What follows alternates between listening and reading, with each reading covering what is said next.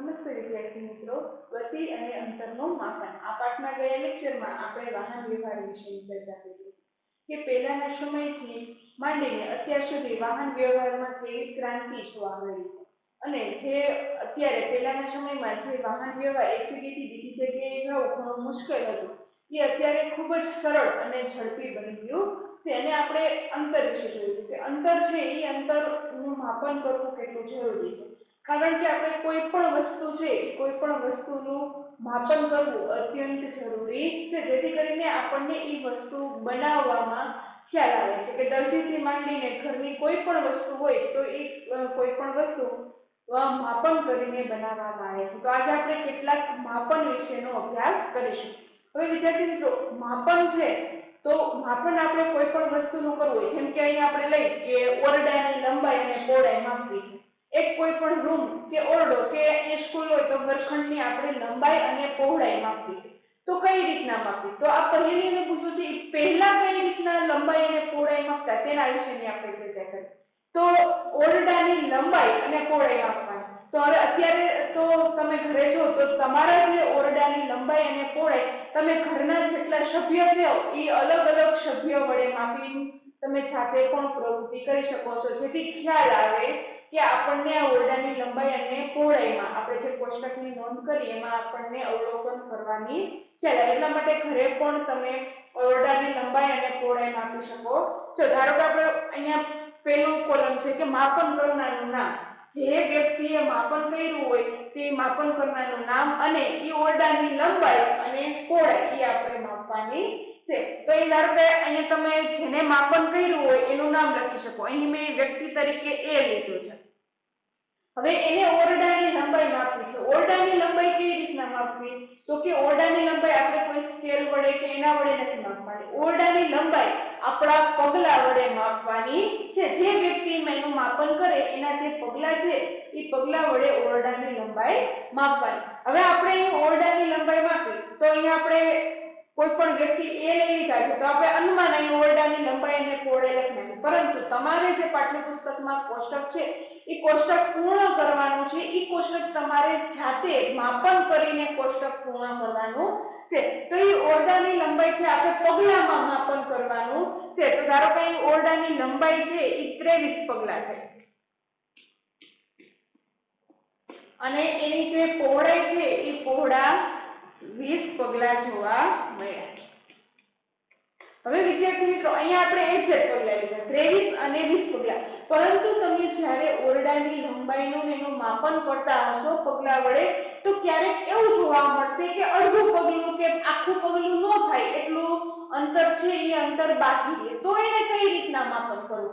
તો કે આપણે અગાઉ આપણે પહેલી અને બીજો જ્યારે બેન્ચીસનું માપન કરતા હતા ત્યારે જોયું હતું કે જો અડધું રહે તો એનું યોગ્ય રીતે માપન ન થઈ શકે, એટલા માટે દોરીનો ઉપયોગ કરવામાં આવે છે. તો એ જ રીતે આ જે ઓરડાની લંબાઈ અને પહોળાઈનું માપન કરે છે ત્યારે જ્યારે આપણે પગલા વડે માપન કરી ત્યારે પગલામાં થોડું ઘણું અંતર બાકી રહી જાય તો એને દોરી વડે આપણે માપીને માપન કરી શકીએ છીએ અને આપણે એનાથી ખ્યાલ આવે કે કેટલું બાકી રહ્યું. હવે આપણા પગલું જે છે એ પગલાને દોરી વડે માપી લઈ અને બાકી રહેલું છે અંતર છે એ અંતરને આપણે દોરી વડે માપી તો તરત આપણને ખ્યાલ આવે કે એ જે અંતર છે દોરીને અડધી કરી નાખી તો આપણે એનાથી અડધું કે અડધાથી ચોથા ભાગનું કે એટલું બાકી રહેલું છે એટલા પગલા જોવા મળે છે. હવે એ જ રીતે આપણે માપન કરનાર વ્યક્તિ તરીકે ડી લઈ લઈએ તો ઓરડાની લંબાઈનું માપન કર્યું તો 22.5 એટલે 22.1 પગલા જોવા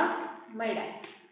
અને ઓરડાની પહોળાઈનું માપન કર્યું તો પહોળાઈના માપનમાં 19.5 પગલા જોવા મળ્યા.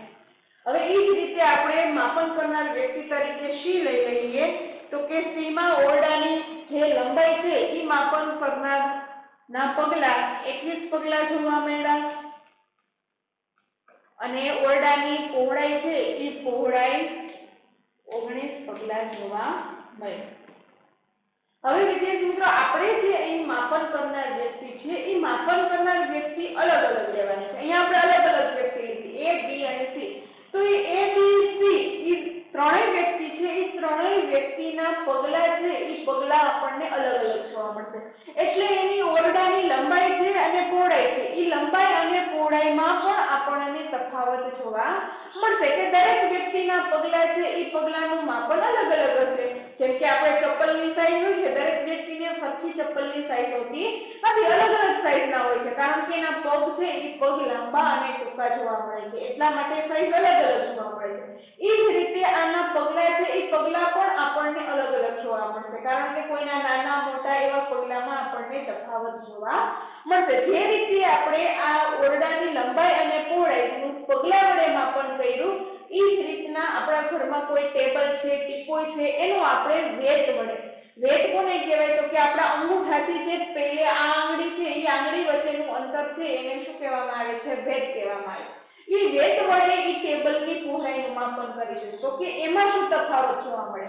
તો કે આપણે માપન કરનાર વ્યક્તિનું નામ લખવાનું છે પેલી કોલમમાં એમાં આપણે પેલી વ્યક્તિ એ તરીકે લઈએ તો એ જે વેટોની સંખ્યા ટીપોઈ છે કે કોઈ ટેબલ છે એનું માપન કરો તો જોવા મળે કે એની કેટલી વેટ છે તો અહીંયા આપણે લઈ લઈએ ધારો કે 7.5 વેટ જોવા મળી તો કે અહીં 7.5 વેટ છે એટલે કે અડધી બીજી વેટ જોવા મળી તો આનું પણ જેમ આપણે ઓરડાની લંબાઈ અને પહોળાઈમાં છે પગલા વડે માપન કરતા હતા ત્યારે અડધું રહ્યું તો આપણે દોરી વડે માપન કરી શકીએ એ જ રીતે અહીં પણ આપણે ટેબલની પહોળાઈની માપન કરી ત્યારે એ વેટ વડે અને છેલ્લે અડધું રહે એને આપણે દોરી વડે માપન કરી શકીએ હવે આપણે માપન કરનાર વ્યક્તિ તરીકે બી લઈ લઈએ તો કે બી વ્યક્તિ છે તો એના 8 વેટ જોવા મળ્યા પછી માપન કરનાર વ્યક્તિ તરીકે સી લઈએ તો કે સી વ્યક્તિ છે એને 6.5 વેટ જોવા મળે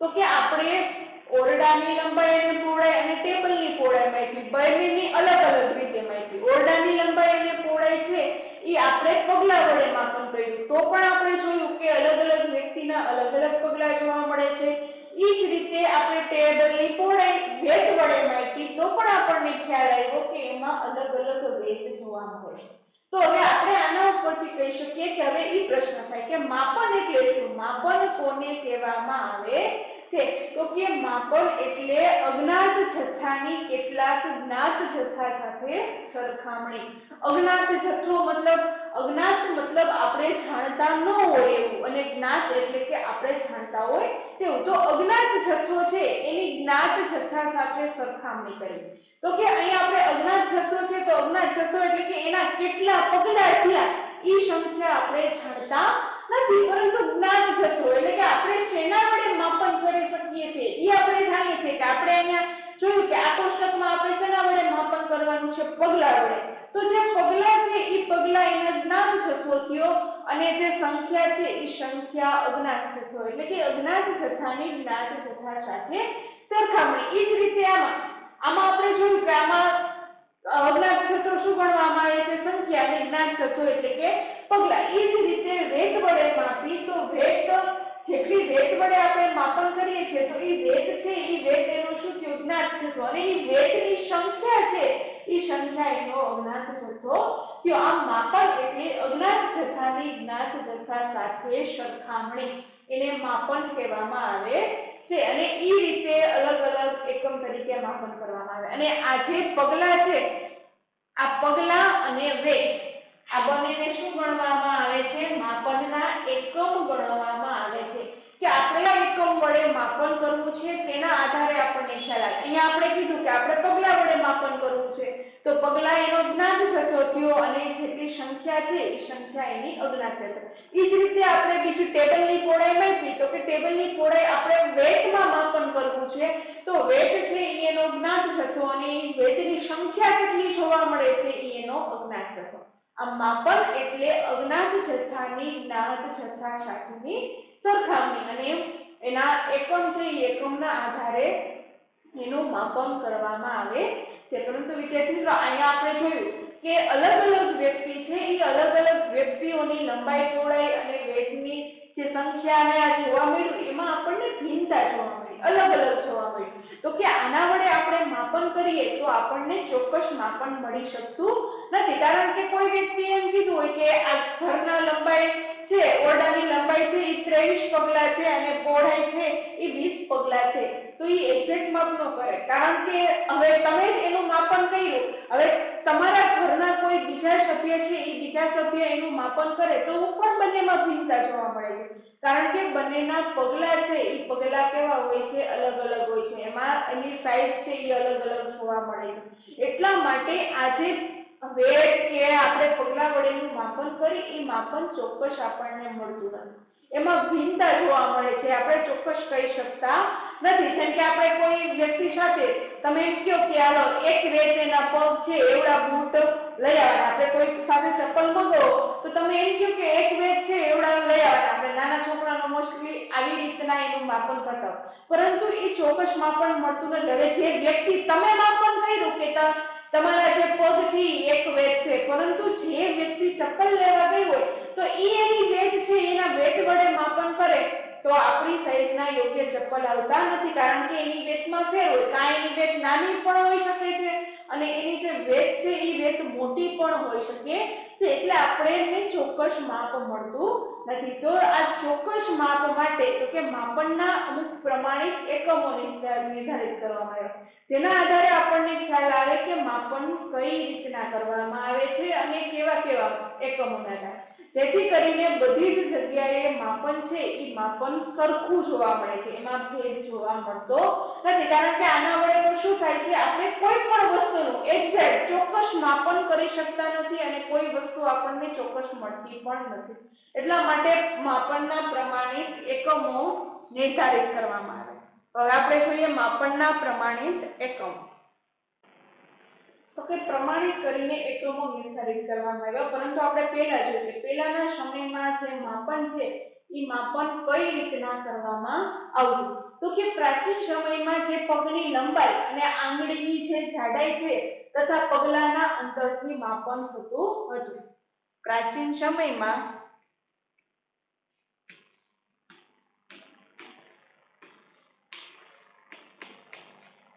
પગની લંબાઈ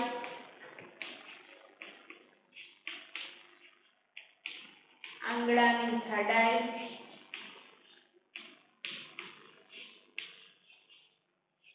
અને પગલાની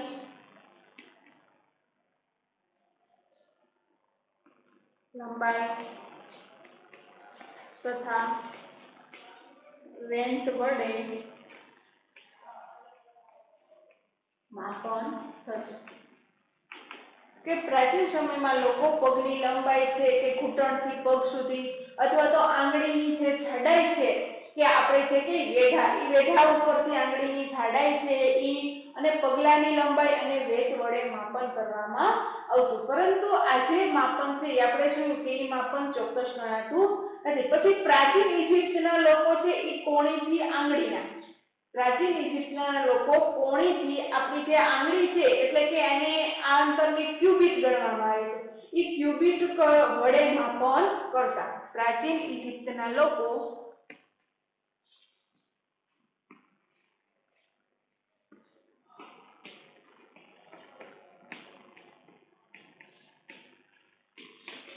કોણીથી આંગળી સુધીનું અંતર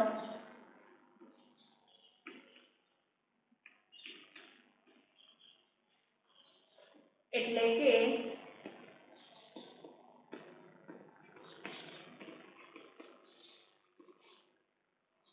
ક્યુબિટ વડે માપન કરતા તો કે કોણીથી આંગળી સુધીનું અંતર એને એકમ તરીકે શું ગણવામાં આવતો ક્યુબિટ કહેવામાં આવતો એ ક્યુબિટ વડે પ્રાચીન ઇજિપ્તના લોકો છે એ માપન કરતા અને એના વડે એને ચોક્કસ બધાએ કોણીથી આંગળી સુધીના અંતરને શું ગણવામાં આવતું ક્યુબિટ આપણે કેમ જેમ વેટ અને પગલાથી માપન કર્યું એ રીતે એ લોકો કોણીથી આંગળી સુધીનું અંતર એટલે કે ક્યુબિટ વડે હવે આજે માપન કરતા એમાં પણ થોડીક ત્રુટિ જોવા મળતી કે બધી જગ્યાએ બધા જ વ્યક્તિના કોણીથી આંગળી છે અહીંયા સુધીનું અંતર છે એ અંતર ચોક્કસ મળતું નથી. પછી આપણે જો જોઈએ હડપ્પીય સંસ્કૃતિના લોકો છે, હડપ્પીય સંસ્કૃતિના લોકો છે એવું કહેવામાં આવે છે કે હડપ્પીય સંસ્કૃતિના લોકો કંઈક એવી વસ્તુ વડે માપન કરતા હશે કે એના માપન છે એ માપનમાં આપણને ચોકસાઈ જોવા મળતી. જેમ કે આપણે કહીએ છીએ કે મોહેંજો-દારો આ નગર રચના છે એની ગટર ભૂગર્ભ રચના છે એમાં આપણને ચોકસાઈ જોવા મળી છે અને એના જે રસ્તાઓ છે એ રસ્તાઓ મકાનનું બાંધકામ છે એ બાંધકામ વ્યવસ્થિત અને સરખું જોવા મળ્યું હતું. એટલે એવું ગણવામાં આવે છે કે હડપ્પીય સંસ્કૃતિના લોકો છે એ માપન માટે ચોકસાઈ ધરાવતા હતા. હડપ્પીય સંસ્કૃતિના લોકો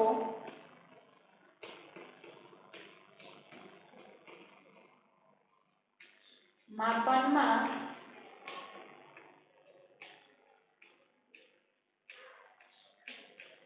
ચોકસાઈ ધરાવતા કારણ કે એની નગર રચનાની આપણને જોવા મળે છે કે એ જે માપ છે એ માપ આપણને ચોક્કસ જોવા મળતા. એના રસ્તાઓ છે એ રસ્તાઓ તો કે કાટખૂણે એટલે કે 90 અંશના ખૂણે બધાય મળતા. પછી એના જે મકાન છે એ મકાનની નગર રચના, એના પાણીના ટાંકા છે એની આ બધી જ એની રચના છે એ રચનાનું જે માપન હતું એના માટે લંબાઈ પહોળાઈનું ને બધું માપન કરવામાં આવ્યું હતું એ માપન આપણને ચોકસાઈપૂર્વકનું જોવા મળે છે. એટલે એવું કહેવામાં આવે છે કે હડપ્પીય સંસ્કૃતિના લોકો છે એ માપનમાં ચોક્કસ હશે. પછી એ જ રીતના આજે માપન કરવામાં આવતું. તો આ અલગ અલગ દેશના અલગ અલગ રાજ્યના લોકો અલગ અલગ માપન વડે કે કોઈ આપણે કીધું કે ઇજિપ્તના લોકો કોણીથી આંગળી સુધીનું અંતર ક્યુબિટ વડે માપન કરતા. પ્રાચીન સમયમાં લોકો પગલા અને લેથ વડે માપન કરતા. હડપ્પીય સંસ્કૃતિના લોકોમાં થોડીક વિવિધતા જોવા મળી. એનું માપન કેવું જોવા મળ્યું? ચોક્કસ જોવા મળ્યું. પરંતુ વિશ્વના વિભિન્ન ભાગોમાં લોકો લંબાઈના એકમ સ્વરૂપે ફૂટનો એકમ ઉપયોગ કરતા છે. તો કે આમાં પણ ચોક્કસ મળ્યું નહીં. પછી લોકો શું વિશ્વના અલગ અલગ દેશના લોકો છે એ ફૂટનો ઉપયોગ કરવા માંડ્યા કે કેટલા ફૂટ છે. હજી આપણે ઘણી જગ્યાએ ફૂટનો ઉપયોગ કરીએ છીએ. એ ફૂટનો ઉપયોગ કરવા લાગ્યા. વિશ્વના વિભિન્ન લોકો માપનના એકમ તરીકે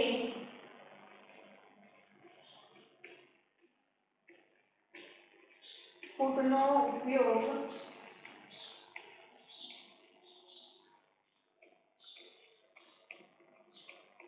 કરવા લાગ્યા. તો કે અલગ અલગ દેશના લોકો છે એ અલગ અલગ માપન તરીકે માપનના એકમ તરીકે ફૂટનો ઉપયોગ કરવા લાગ્યા. હજી પણ આપણે ઘણી જગ્યાએ ફૂટના એકમ તરીકે જોવા મળે છે. પછી એ જ રીતે રોમવાસી છે એ રોમવાસી પોતાના પગ તથા પગલાઓ દ્વારા લંબાઈ માપતા હતા. રોમવાસી પગ તથા પગલાઓ દ્વારા માપન કરતા. અને લોકો એક ગજ હજી પણ લોકો એક ગજ કપડું ફેલાવીને પણ માપન કરે છે. કોઈ પણ કાપડનું છે કાપડનું માપન કરવું હોય તો એક ગજ કપડું ફેલાવે છે. એટલે કે પોતાના નાકથી જે આંગળી છે આંગળીના ટેરવા સુધીનું અંતર માપે છે. એ કેવું ગણવામાં આવે છે? એક ગજ કપડું ગણવામાં આવે છે. હજી પણ આપણે કોઈ કાપડની દુકાને ગયા હોય તો હવે તો મીટર પટ્ટીનો ઉપયોગ કરે છે પણ ઘણા બધા લોકો હજી પણ એ આંગળીના ટેરવાથી લઈને નાક સુધીનું અંતર માપે છે. એટલે લોકો એક ગજ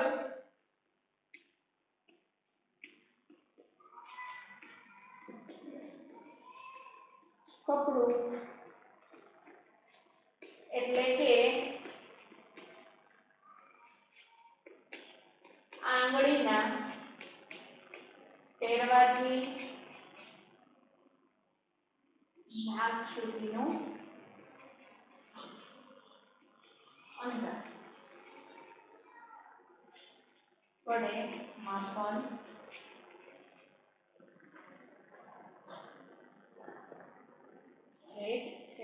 એટલે કે એક ગજ કપડું છે એ આંગળીના ટેરવાથી નાક સુધીનું અંતર એક ગજ કપડું ફેલાવીને કાપડનું માપન કરવામાં આવતું હતું. હવે એ જ રીતે વિદ્યાર્થી મિત્રો તમે આ ફૂલહાર બનાવતા હોય તો ફૂલહારવાળા વ્યક્તિ જ્યારે ફૂલહાર બનાવે છે ત્યારે પણ એ જ રીતના માપન કરે છે. પોતાના ગળામાં કઈ રીતે ફૂલહાર છે એ ફૂલહાર નાખીને અથવા તો આંગળીના ટેરવાથી નાક સુધીનું અંતરનું માપન કરીને એ લોકો ફૂલહાર બનાવે છે. આ રીતે પ્રાચીન સમયમાં જે માપન હતું એ માપન અલગ અલગ રીતે થતું હતું.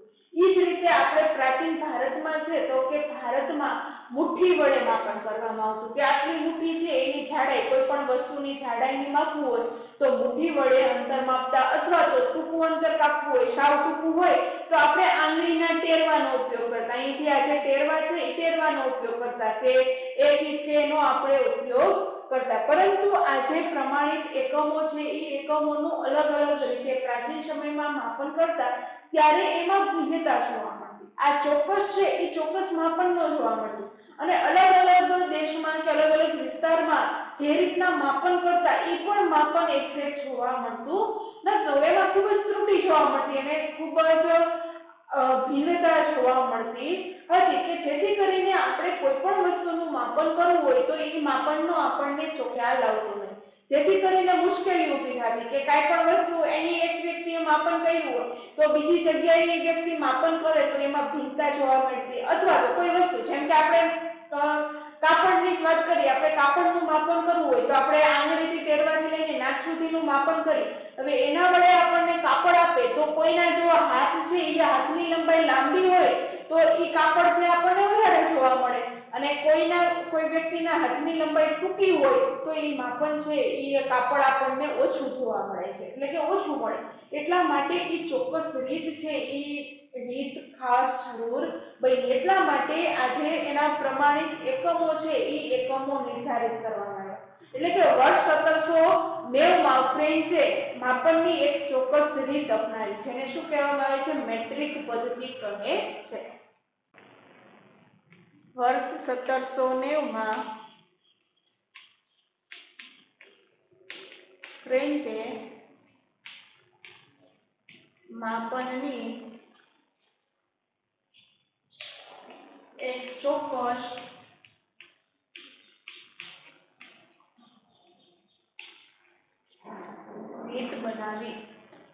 બનાવી જેને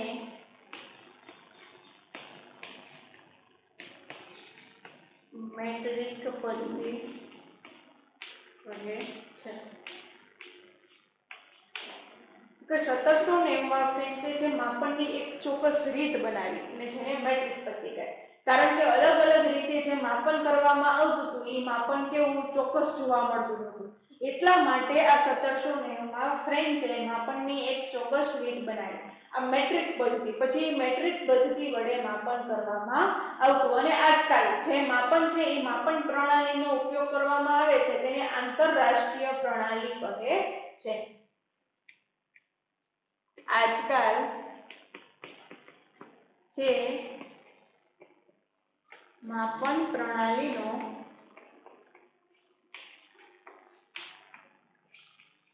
ઉપયોગ કરવામાં આવે છે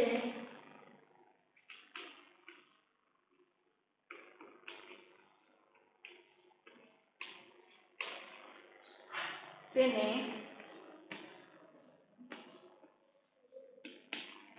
આંતરરાષ્ટ્રીય એકમ પ્રણાલી એટલે કે એસઆઈ યુનિટ.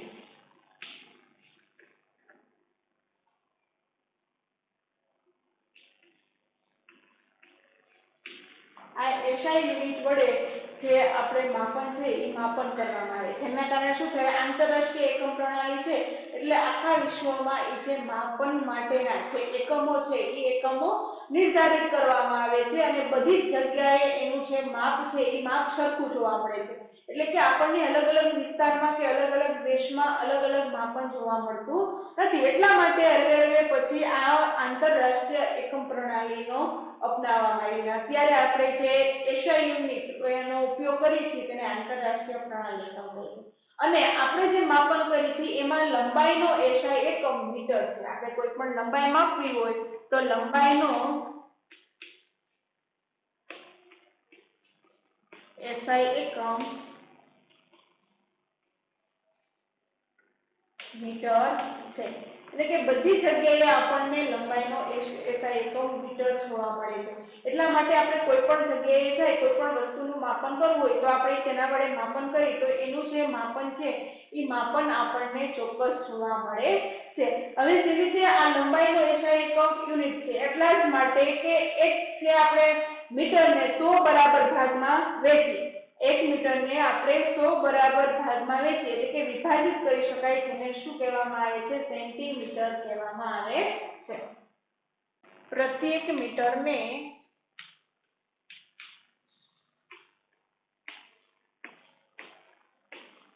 100 બરાબર ભાગમાં વિભાજિત કરી શકાય છે.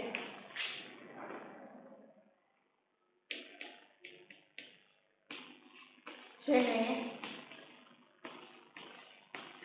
સેન્ટીમીટર કહે છે.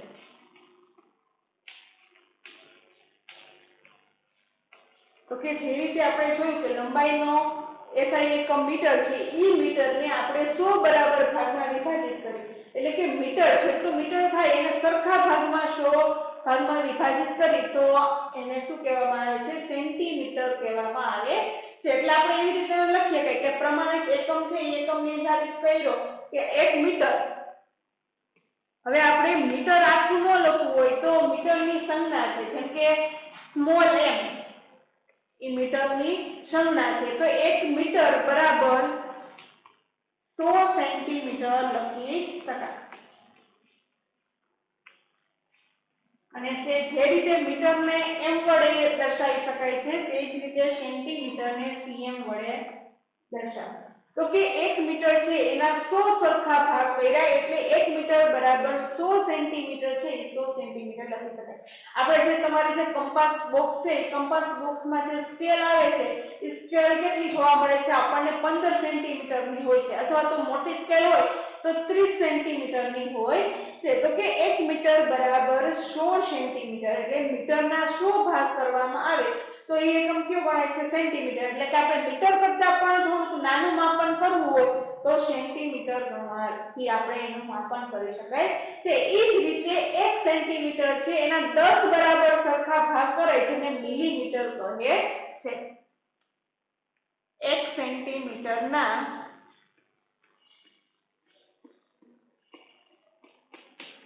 10 સરખા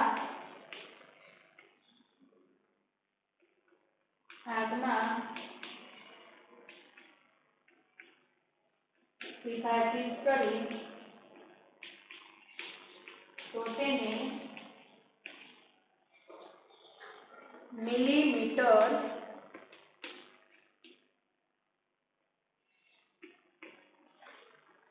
કહે. એટલે કે જે રીતે આપણે 1 મીટરના 100 બરાબર ભાગમાં વિભાજિત કર્યા એટલે 1 મીટર બરાબર 100 સેન્ટીમીટર, એ જ રીતે 1 સેન્ટીમીટરને કેટલા સરખા ભાગમાં? 10 સરખા ભાગમાં વિભાજિત કરીએ તો આપણને ઈથી સેન્ટીમીટર કરતા પણ નાનો એકમ એટલે કે મિલીમીટર જોવા મળે છે. એટલે 1 સેન્ટીમીટર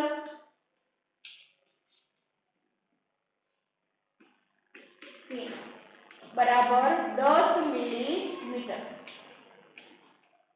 અને મિલીમીટર છે, મિલીમીટરની સંજ્ઞા છે mm, સ્મોલ mm. તો કે 1 સેન્ટીમીટર બરાબર 10 મિલીમીટર થાય. તો આ જે એકમો છે એ એકમો નિર્ધારિત કરવામાં આવ્યા અને જેના વડે ચોક્કસ આપણને માપનનો ખ્યાલ મળે છે. પરંતુ આપણે લાંબા અંતરનો કાપવું હોય, આપણે લાંબા અંતરનું માપન કરવું હોય તો આ મીટર અને સેન્ટીમીટર છે આ બે એકમો છે એ એકમો વડે આપણે માપન વધુ ભાગ કરવું પડે. એટલા માટે આના વડે એક્ઝેક્ટ માપન આપણે ન કરી શકીએ કે 1 મીટર છે આપણે માપન કરી શકીએ, પરંતુ એનું અંતર આપણે મીટર ઘણું વધારે માપન કરવું પડે છે. એટલે કે લાંબા અંતરને માપવા માટે તો કે આ જે મીટર છે એ મીટર સુવિધાજનક નથી. એટલા માટે લાંબા અંતરને માપવું હોય તો એના માટે કિલોમીટર એકમનો ઉપયોગ થાય છે. લાંબા અંતરના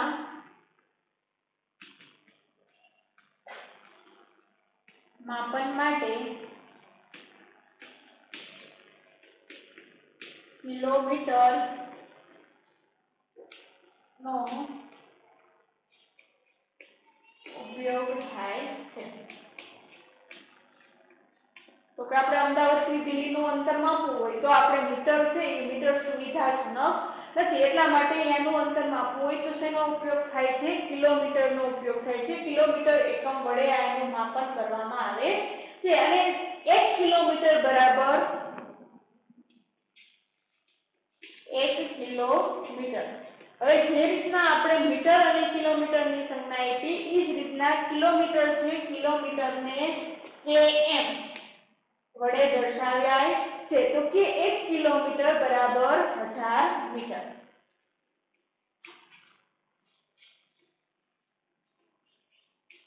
તો કે આપણે જોઈએ કે 1 મીટર માપી તો કે 1000 મીટર બરાબર 1 કિલોમીટર થાય. તો સૌથી લાંબુ અંતર કાપવું હોય ત્યારે કયો એકમ? કિલોમીટર એકમ છે. કિલોમીટર એકમ એ સુવિધાજનક બને છે. તો આ માટે અલગ અલગ માપન કરવામાં આવ્યું. એટલા માટે લંબાઈનો સૌથી મોટો એકમ કયો છે? કિલોમીટર. એના વડે માપન કરવામાં આવે છે. આ સૌથી મોટો એકમ કિલોમીટરને ગણવામાં આવે છે. તો આ રીતે આ જે પ્રમાણિત એકમો છે માપનના, એ એકમો આંતરરાષ્ટ્રીય પ્રણાલી છે, આંતરરાષ્ટ્રીય પ્રણાલી નિર્ધારિત કરવામાં આવી, જેથી કરીને આપણે કોઈ પણ વસ્તુનું માપન કરવું હોય તો આપણને ચોક્કસ ખ્યાલ મળે. હવે અત્યારે જ આપણે છે આપણે શું કહી કે અહીંયાથી સ્કૂલથી કે શાળાથી કે ઘર સુધીનું અંતર માપવું હોય તો તરત આપણે કિલોમીટરમાં માપીએ છીએ, અથવા તો આપણે કોઈ શેરીથી ઘરનું અંતર માપવું હોય તો તરત આપણે મીટરમાં માપન કરીએ છીએ. અને આપણે નાની નાની વસ્તુનું માપન કરવું હોય તો તરત આપણે સેન્ટીમીટરમાં અને મિલીમીટરમાં, કોઈ વસ્તુની કાચની જાડાઈની માપવી હોય તો આપણે એને શેના વડે માપન કરીએ છીએ? મિલીમીટર વડે માપન કરી શકીએ છીએ. અને કોઈ વસ્તુનું પુસ્તકની કે એની લંબાઈ માપવી હોય તો આપણે સેન્ટીમીટર વડે માપન કરી શકીએ છીએ. આમ જે માપન છે એ માપનના પ્રમાણિત એકમો નિર્ધારિત કરવામાં આવ્યા, જેથી કરીને આ જે માપન છે એ માપનનો ચોક્કસ ખ્યાલ આવે છે કે અને બધી જગ્યાએ એ માપનના એકમો છે એ સરખા અને અંતર છે એ સરખું આપણને એક્ઝેક્ટ માપન વડે આપણે જાણી શકીએ છીએ. એટલા માટે આ માપનના પ્રમાણિત એકમો છે એ એકમો ખૂબ જ જરૂરી બન્યા છે. તો વિદ્યાર્થી મિત્રો, આજે આપણે માપન અને માપનના એકમો અને પહેલાના સમયમાં કઈ રીતના માપન કરવામાં આવતું હતું તેના વિશેનો ખ્યાલ મેળવ્યો. હવે આજના હોમવર્કની નોંધ કરી લો. હોમવર્કમાં સ્વાપોથીમાં